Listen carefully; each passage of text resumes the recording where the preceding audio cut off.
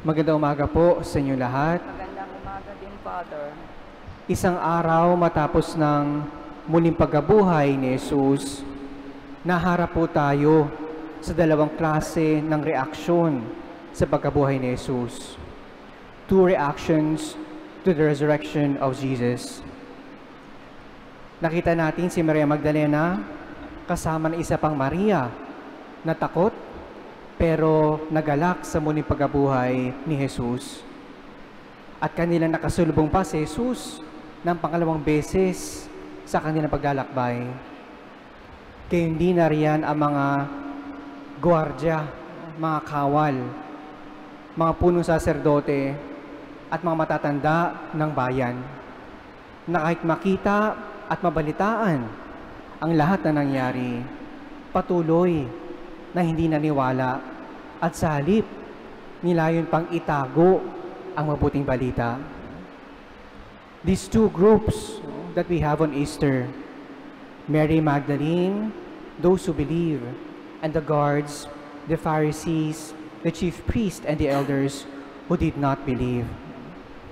And because of it, two news came out: that Jesus rose from the dead, or that Jesus was taken away by His disciples.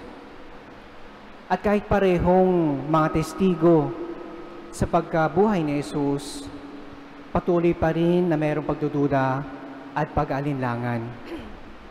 At ito rin mga kapatid ang peligro sa atin. Tayo na nakasaksi din sa mga nangyari sa buhay ni Jesus, sa kanyang pagkamatay at muling pagkabuhay, ay meron din ganitong peligro.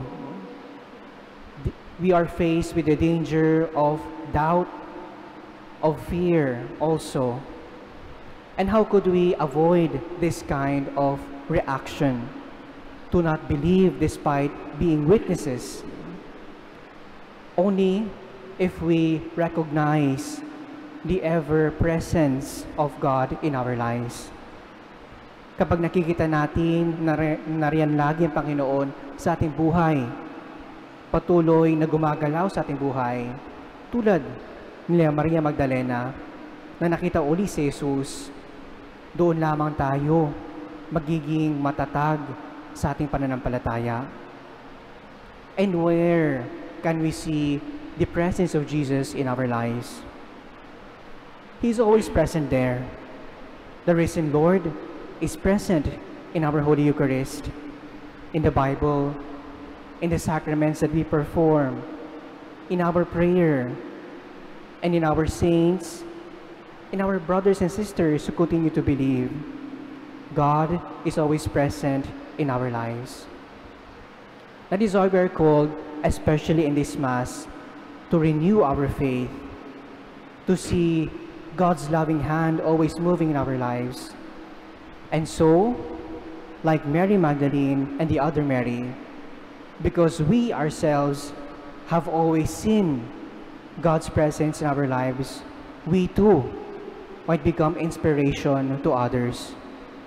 Tayo rin ay maging mga ehemplo at inspirasyon sa iba na maniwala din na si Kristo'y tunay ngang nabuhay.